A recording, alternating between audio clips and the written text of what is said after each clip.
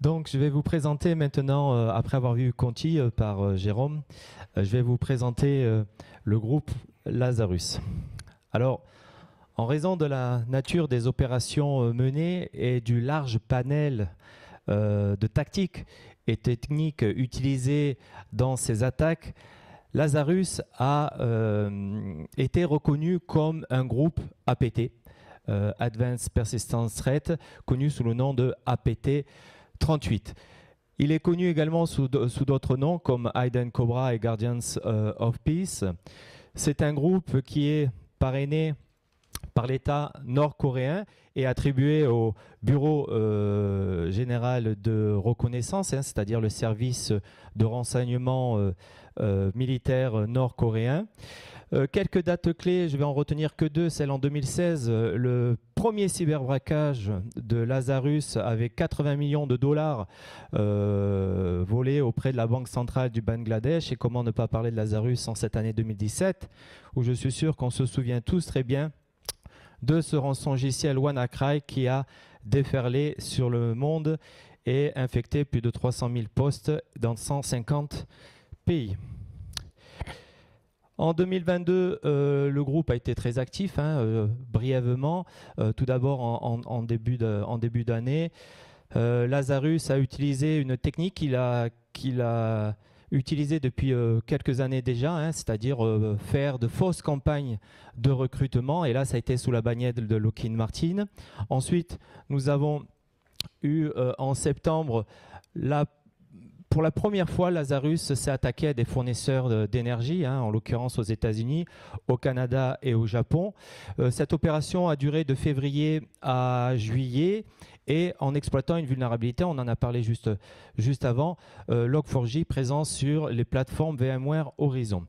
Et depuis quelques années, Lazarus s'est un peu sectorisé dans le modèle de crypto-monnaie et on a fait un terrain de jeu. Et comment pas parler pareil de cette année 2022 sans parler du cyberbraquage du siècle, puisque c'est pas moins de 620 millions de dollars en crypto-monnaie Ethereum qui ont été dérobés aux joueurs du jeu en ligne Axie Infinity. Mais je laisserai Timothée juste après vous en dire plus sur ce sujet-là.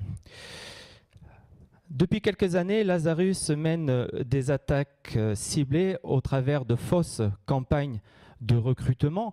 Là, on peut en voir certaines comme Rockwell Collins en 2019 ou très récemment, comme je viens de l'aborder en début d'année 2022, la campagne Lockheed Martin. Ici, j'ai voulu modéliser un peu une attaque, un cycle d'attaque de Lazarus avec quelques éléments techniques que j'ai pu récupérer par-ci, par-là. Mais ce qu'il faut retenir, c'est que en fait, toutes ces fausses campagnes de recrutement reposent un peu sur le même modèle. Donc, c'est une attaque que je qualifierais de classique, puisque quelque part, le mode opératoire est à peu près le même. On démarre par une approche en ingénierie sociale. Et en fait, qu'est-ce qui va se passer? C'est que Lazarus va contacter en fait leur cible en se faisant passer par justement Lockheed Martin et en proposant bien évidemment le job des rêves. Et à ce moment-là, toute une conversation va se mettre en œuvre et à un moment donné, il va falloir échanger des documents dont pour Lockheed Martin, la grille de salaire. Forcément, on est curieux, on va cliquer dessus et dans ce document, il y a bien évidemment le logiciel Mavellian. De manière macro, le mode opératoire reste toujours le même. Seules les techniques à l'intérieur vont changer. D'ailleurs, pour augmenter l'efficacité de ces attaques, Lazarus est connu pour mettre en place des techniques différentes et des outils spécifiques à chaque attaque.